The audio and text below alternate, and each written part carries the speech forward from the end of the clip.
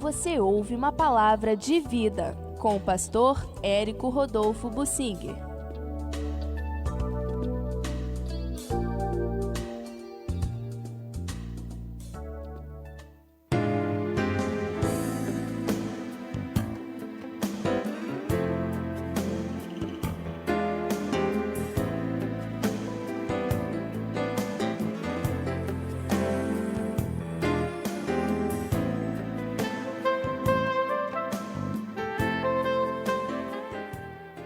Falar sobre alguns desafios no casamento envolvendo cristãos. Nós encontramos esse assunto esparso pela Bíblia, espalhado por muitas passagens da Bíblia, na forma de mandamentos, na forma de princípios, na forma de exemplos. Fazendo um conjunto de tudo isso, nós temos assim como que um padrão cristão para o casamento, que não é muito simples de definir, porque quase cada caso é um caso diferente dos outros. No entanto, os princípios bíblicos precisam funcionar e o Espírito Santo que está em nós é o árbitro maior. Não é a justiça humana, não é a direção da igreja, mas é o Espírito Santo. E o ditado que diz que em briga de marido e mulher não se mete a colher, tem muito de Deus. Realmente, quem está de fora não pode fazer muito se ambos não quiserem, ou pelo menos um dos dois. Diz também um ditado que quando um não quer, dois não brigam. Se houver aquiescência por parte de um, assim, um quebrantamento, humildade, o casamento pode ser preservado. Mas se os dois ficarem embicando, aí não tem jeito. Dois bicudos não se beijam, também outro ditado. Ou seja, os dois de sangue quente, com eu crescido, o casamento não vai conseguir permanecer. E nós vivemos uma época em que uma das estratégias principais de Satanás é atacar a família. Ele quer destruir o casamento para poder destruir a família. É no casamento que se passa todo um exemplo, um conjunto de princípios e valores para a nova geração. A nova geração é formada na família, mas hoje a situação está tão difícil que grande parte das famílias não são famílias completas. Eu costumo sempre lembrar isto. De vez em quando há pregações e estudos bíblicos sobre a família, marido, mulher, filhos. Mas é bom a gente lembrar que uma grande parte das famílias nas igrejas não são famílias assim, completas nesse sentido. É mãe solteira e ela tem que criar os filhos, não tem marido, mas ela, mãe solteira, também tem tentações. E ela pode, eventualmente, cair numa tentação de namorar, de ter relações sexuais com um homem que não é seu marido, aí vai complicar a situação dela com Deus, o mau exemplo para o filho, para os filhos, e a situação pode ir se complicando. Isso é muito comum nas igrejas e a pessoa é separada aqui, depois ela se junta lá, mas não quer se casar para não perder um direito qualquer e por causa disso ela não fica com a consciência limpa. Por isso, nós temos que lidar muito com exceções. As igrejas precisam lidar com exceções, preservando o princípio do amor. Se uma pessoa está no nosso meio, um casamento falho ou casamento já desfeito, a pessoa tem suas falhas pessoais.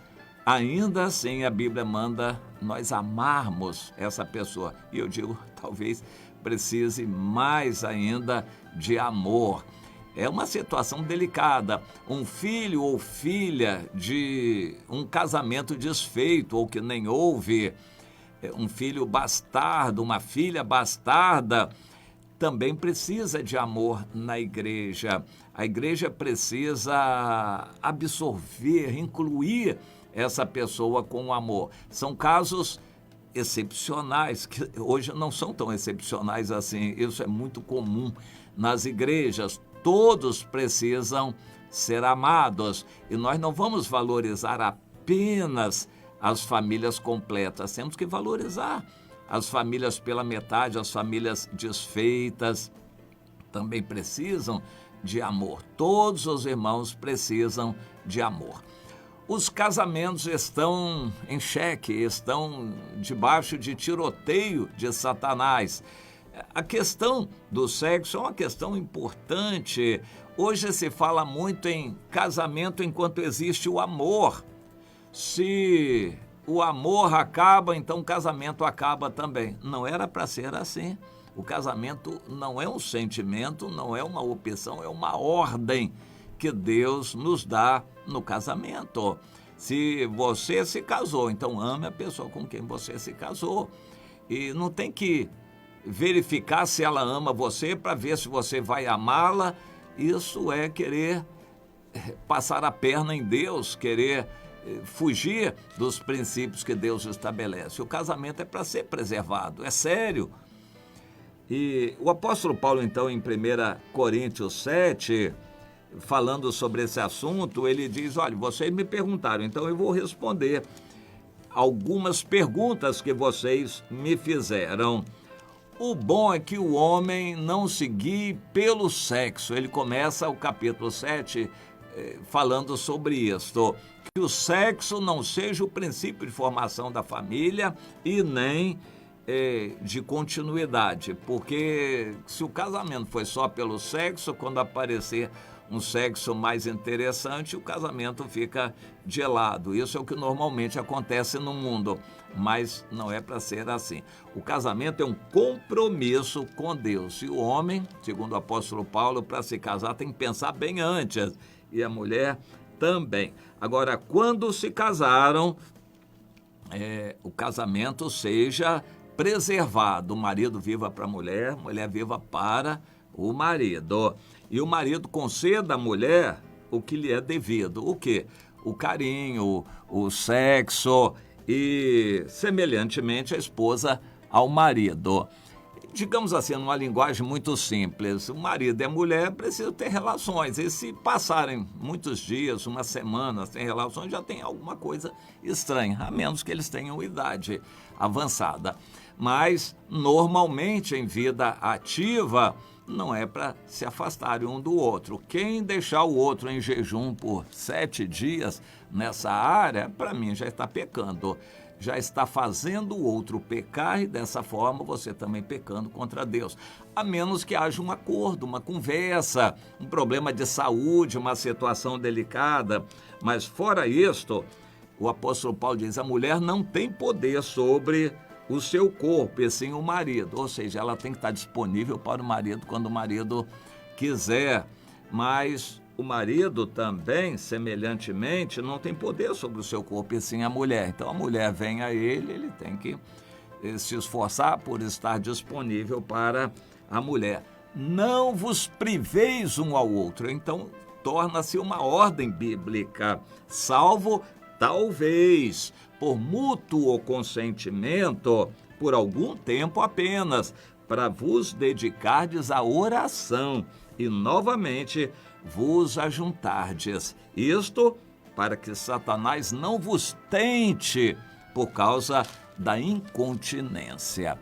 Um homem em vida ativa que ficar uma semana sem contato com a sua mulher já vai ser tentado até pela sombra de outra mulher que passar. Quanto mais por imagens na televisão ou na internet, aí vai ser uma tentação forte. A mulher estaria pecando, fazendo o seu marido se expor à tentação. Isso é o que diz o apóstolo Paulo aqui no versículo 5.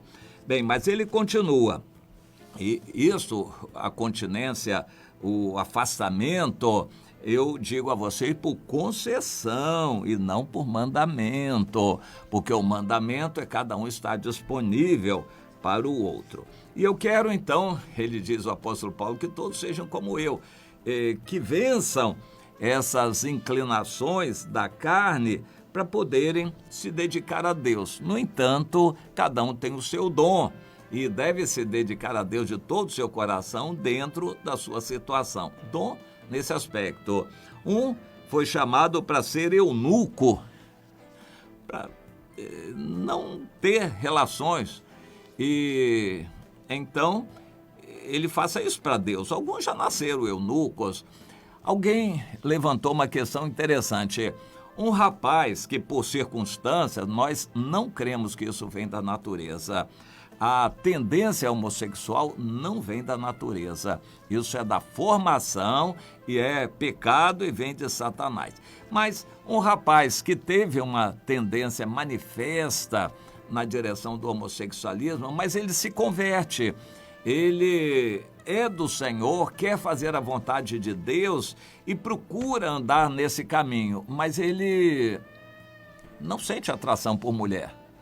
E sem atração não pode ter casamento. Casamento é quase sinônimo de sexo na Bíblia. Então, ele tem essa tendência que ele não sabe explicar como, psicológica, formação, algum trauma, enfim, é uma situação que o tornou assim. Ele não quer pecar com outro homem, mas ele também não sente atração por mulher. Então, faça o quê?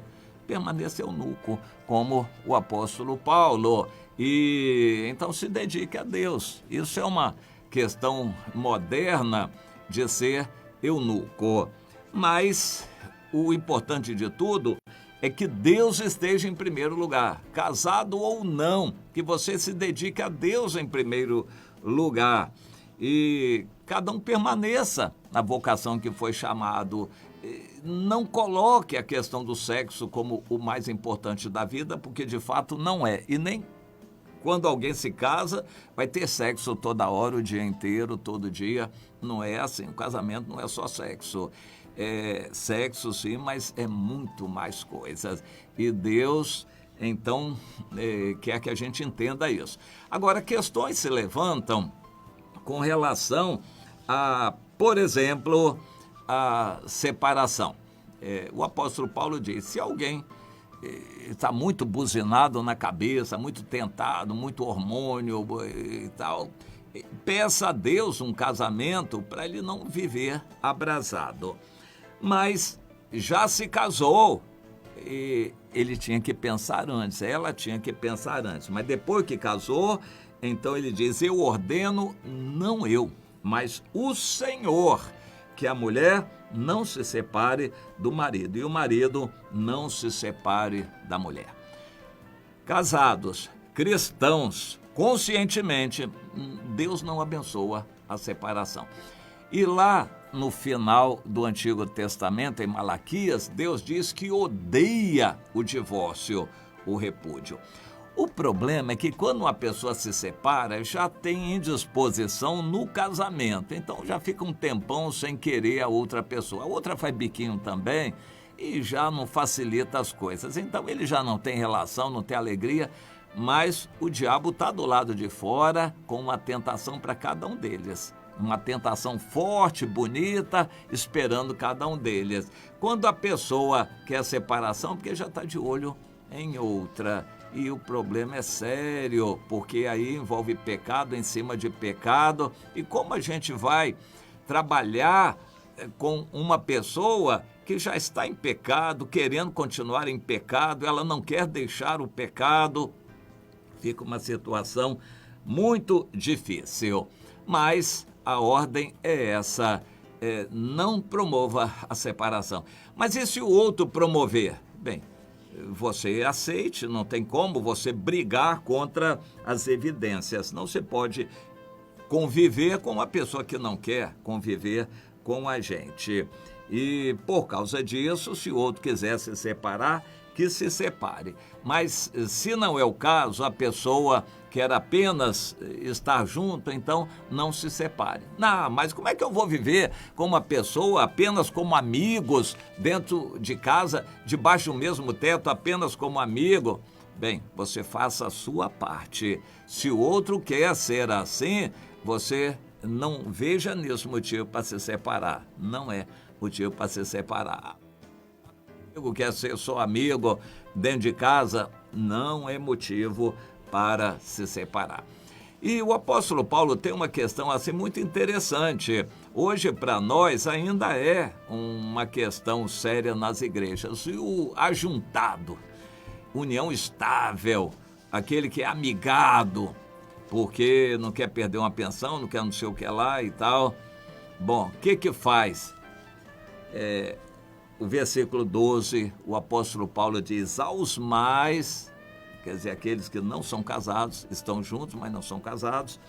Digo eu, agora não o Senhor, sou eu, Paulo, que estou dizendo, se algum irmão tem uma mulher incrédula e esta consente em morar com ele, não a abandone. Se você já veio para o evangelho assim, se você está no evangelho, não é para ter isso, união estável. Dentro do evangelho só tem casamento. Não é para ter união estável. Mas se você já veio assim lá de fora, então não é motivo para se separar, porque se separar, o mal vai ser pior. A separação não resolve o problema, ela cria outros problemas piores. Então, se a pessoa não quer se converter, é incrédula, mas consente em morar com você, não abandone. É a orientação. Porque essa pessoa, de alguma forma, o apóstolo Paulo diz, vai ser santificada, ou seja, vai receber a influência do Espírito Santo em contato com o Evangelho. Ah, mas ele é errado, ele fica com pecado por aí. Olha, mas enquanto ele está perto de você, está recebendo a influência do Evangelho. Então, se essa pessoa não traz problema, consente em morar com você, não abandone só por causa disso, pelo fato de ele ser incrédulo ou ela ser incrédula. Isso não é motivo, porque essa pessoa incrédula é santificada no convívio. O que significa isso? Significa que essa pessoa recebe a influência do Espírito Santo em contato com o crente. Então, o crente siga o seu caminho, consagre sua vida ao Senhor, mas não deixe o cônjuge incrédulo. E os filhos são um assunto sério a ser considerado, e o apóstolo Paulo também traz este assunto. A separação só piora a situação para os filhos. Quando um casal está se desentendendo, tem que pensar nos filhos. Agora, o mais importante de tudo que eu vejo é o seguinte, quando dois casados estão se desentendendo, para mim o erro está nos dois, porque quando não quer, dois não brigam. Se um deles se humilhar e buscar o Senhor, o outro vai ser santificado. O apóstolo Pedro diz em 1 Pedro, no capítulo 3, que a mulher sem palavras ganha o marido, só sendo submissa, amorosa, uma corça de amores, como diz Salomão, uma gazela graciosa para o seu marido, ela acaba ganhando o marido. Quando a mulher não ganha o marido, ela tem muita culpa nisso também, porque ela se dedica para as coisas dela, da igreja, às vezes até de olho em algum irmão da igreja, mas enfim, ela se dedica a outras coisas e não agrada o marido, não satisfaz o marido, ela não está no caminho bom. Deus não criou a mulher para isto. A mulher tem segredos maravilhosos que ela pode usar para ganhar o marido. Ela tem que ter o amor de Deus para ganhar o marido. Quando ela já não quer ganhar o marido, porque ela já quer separar para tentar outro, isso não vai ter a bênção de Deus. Essa atitude é má. Quando dois, então, se desentendem, é porque os dois estão mal. Porque quando pelo menos um está em oração, buscando o Senhor, o outro se sente inibido. Agora, quando os dois estão de nariz empenado, aí vão embicar mesmo e vai ter problema. Que Deus nos ajude a entender esses princípios, que não são todos, existem muitos outros princípios na Bíblia que se referem ao casamento, que nós precisamos buscar e consagrar nossa vida a Deus para entender e praticar isto, que isso seja para nós algo muito importante, investir na qualidade do casamento para ganhar o outro que é mais fraco. Eu estou falando, em princípio, para quem é o cônjuge mais forte espiritualmente. Você precisa ganhar o que é mais fraco. Vamos pensar nisto.